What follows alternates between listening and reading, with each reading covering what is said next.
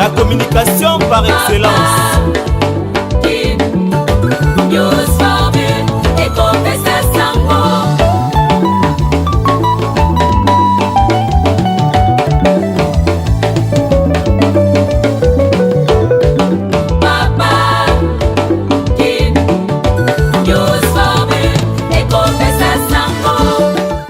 Mbote na bino balandia Papa Kin New Formule bisika bozali na profiter na pesi mbote na Papa Kin et moko Senef Tendai maya bariki bonobati maya matala la losi bono le toza le 24 avril jour Papa Wemba kufaki toyaki mpona meka un peu pour rendre hommage na image ya icône ya mboka na biso Papa Wemba elongo na baninga bozomona oyo na basapeur baotaki koleka na Robin Omungibu na sepeli mingi okutana bino mokolo ya lelo bino mpe kolanda mokolo ya lelo napesi merci mingi na wazali na nsima ya kamera titika dima mbote na ye epuis nazopesa mbote na bandeko nyonso to bakolanda biso nazopesa mbote na Mama Coco, Paulina Konji, la France, Mama Rosa, ya Papa Théo,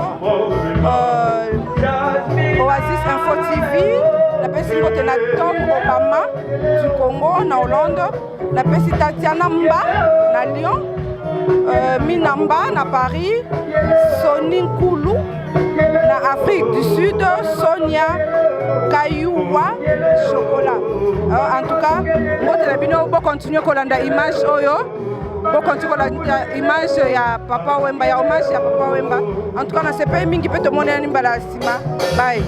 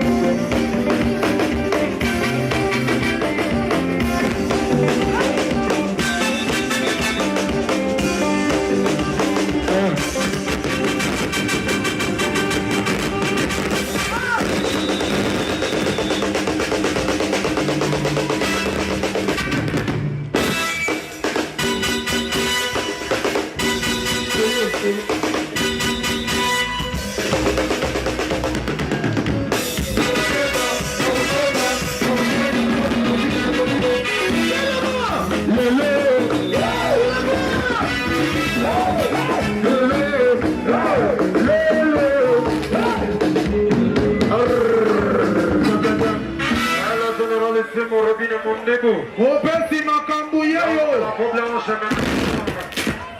Ingénieur, on fait ça. On le bidon va yaka yaka na makambo. Ah ouais.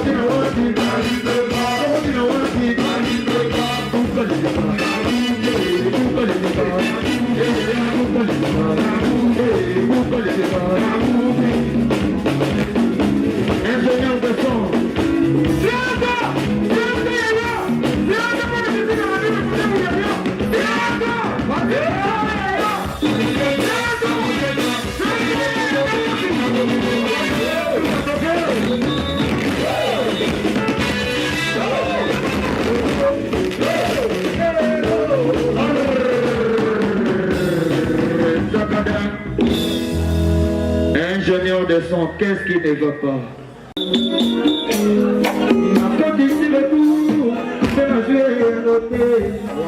Basalazina manini na probleme na ngai bakotaka boloko soki obuki mileko nini olingaka nasala toyonga nasali siki mpona boma mopaya lelo yo na motema na yo nakotisile tu mpe nazwe yango te nasalazina manini na probleme na ngai bakotaka soki obuki mideko nini olingaka nasala oyo wanasali sisi mpona boma mobayalelo yo na motema na yo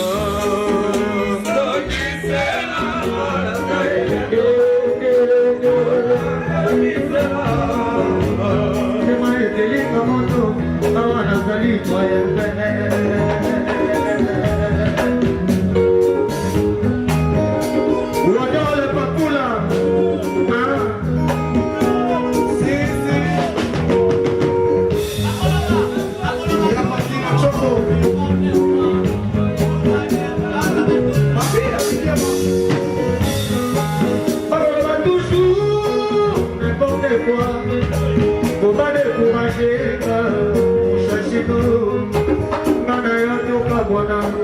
bakuna basala feti bakoloba toujours n'importe quoi pour pas décourager on cherche nous nana ya toka bona bakuna basala feti